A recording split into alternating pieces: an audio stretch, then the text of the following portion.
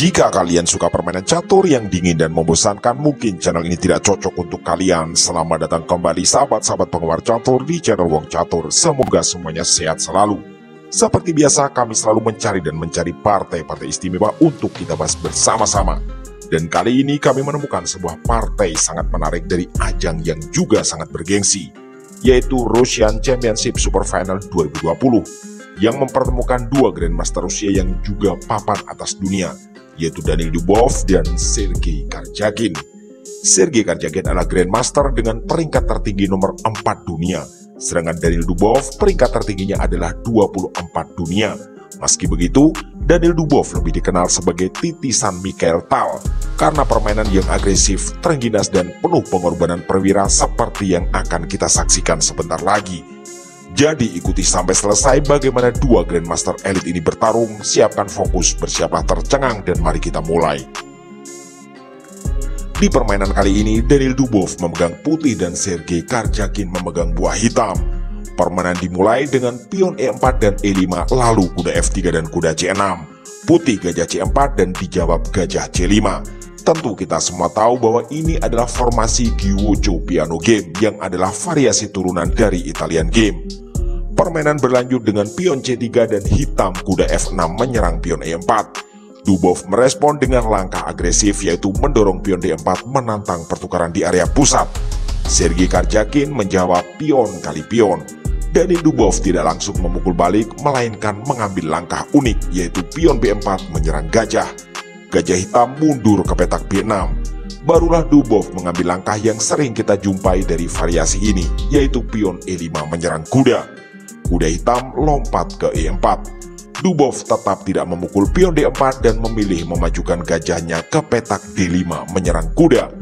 Jawaban dari Sergei Karjakin adalah kuda kali pion C3. Putih kuda kali kuda dan dijawab pion kali kuda. Dubov lalu menyerbu dengan gajah G5 menyerang menteri. Karjakin menutup dengan kuda ke E7. Di langkah ke-11 ini, Daniil Dubov melakukan rokade sayap raja. Hitam pion H6 menyerang gajah dan gajah putih mundur ke H4. Karjakin pun melakukan rokade sayap raja juga. Putih menggeser benteng ke E1 memberi pengawalan pada pion E5. Hitam menteri E8. Dubov lalu memundurkan gajahnya ke petak B3. Hitam pion A5 menantang pertukaran. Di titik ini, Daniil Dubov mengambil langkah cerdas, menolak pertukaran pion dan membiarkan pionnya dipukul, lalu justru melakukan pengorbanan perwira, yaitu gajah ke F6. Jika pengorbanan diterima, tentu lajur G menjadi terbuka dan pertahanan putih juga akan terbuka. Karjakin menolak pengorbanan dan melangkahkan pion A4 menyerang gajah B3. Putih menggeser gajah ke C4.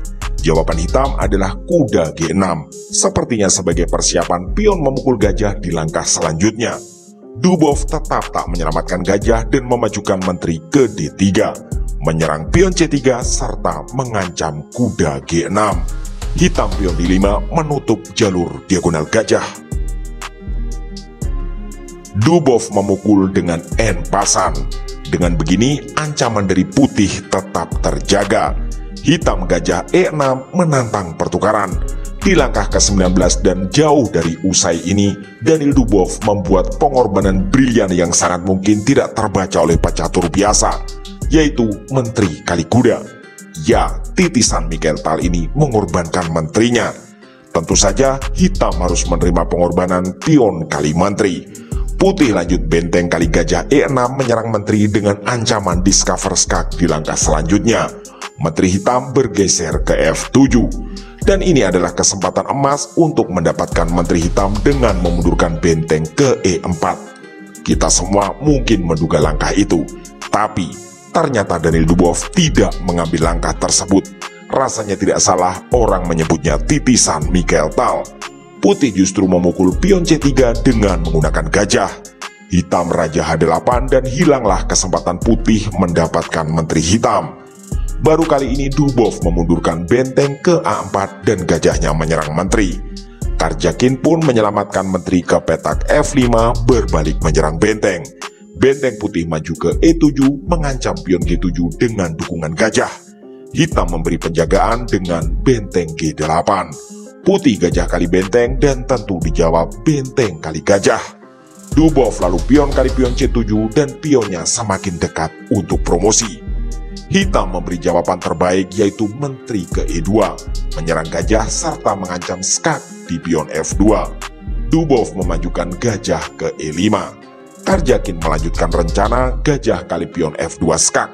Raja putih bergeser ke H1. Hitam mengembalikan gajah ke petak B6 demi tetap menjaga pion putih yang mau promosi. Putih pion H3, raja hitam naik ke H7. Dubov benteng E1 bersiap membantu serangan. Hitam mendorong pion ke petak A3. Raja putih naik ke H2. Hitam lalu pion G5. Putih gajah D4 menyerang menteri dan menteri hitam lari ke petak C4, menambah tekanan pada kuda dan kedua pion milik putih. Dubov melompatkan kudanya ke F5, menambah tekanan pada pion G7 yang sedang terkena pin oleh benteng. Hitam menteri kali pion B4 menyerang benteng E1. Benteng putih bergeser ke C1 sekaligus mengawal pion yang tinggal selangkah menuju promosi. Karjakin memberi jawaban terbaik yaitu raja ke petak G6 menyerang kuda. Dubov juga memberi respon dengan langkah terbaik yaitu benteng kali pion G7 skak. Hitam raja kali kuda. Putih benteng kali benteng G8 dan hitam terpaksa mengorbankan gajah dengan memukul pion C7. Putih pun memukul gajah tersebut dengan gajah.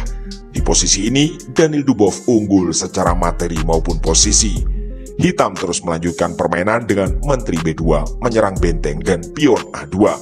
Dubov mengambil langkah terbaik benteng C5 skak. Raja putih lari ke petak E4. Dubov kemudian menggeser benteng ke D8 dan setelah langkah tersebut Sergei Karjakin memutuskan untuk menyerah. Kenapa hitam menyerah? Mari kita bahas. Di posisi ini apapun langkah hitam semua bernilai sama dan tak akan bisa merubah keunggulan putih yang signifikan. Kita ambil contoh salah satu langkah terbaik yang disarankan engine bagi hitam adalah menteri ke A1. Putih bisa menjawab benteng B5.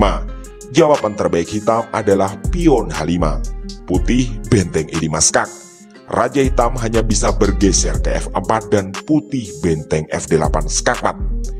Atau di posisi ini jika raja tidak bergeser, maka satu-satunya pilihan bagi hitam adalah mengorbankan menteri dengan memukul E5 skak. Putih akan memukul kembali dengan gajah dan hitam raja kali gajah. Tentu saja dengan keunggulan materi seperti ini rasanya mustahil Daniel Dubov tidak menang. Sehingga wajar jika Sergei Karjakin menyerah setelah langkah ke-38 tadi. Benar-benar rangkaian langkah rumit penuh perhitungan dari seorang Daniel Dubov. Jika sahabat-sahabat ingin diskusi tentang kemungkinan langkah tertentu, kami mohon untuk menyertakan pula angka menit dan detik agar kami tidak gagal paham serta bisa berusaha menjawab dengan baik. Demikianlah video singkat kali ini. Semoga sahabat-sahabat semua puas dengan permainan yang luar biasa ini. Dan semoga pula bisa menjadi inspirasi dan referensi bagi kita semua. Kami atas nama segenap kru channel Wong Catur memohon dukungan like, komen, share, subscribe, dan doa agar channel ini selalu belajar dan makin berkembang. Terima kasih telah menyimak, mohon maaf atas kesalahan kata dan sampai jumpa di video catur berikutnya.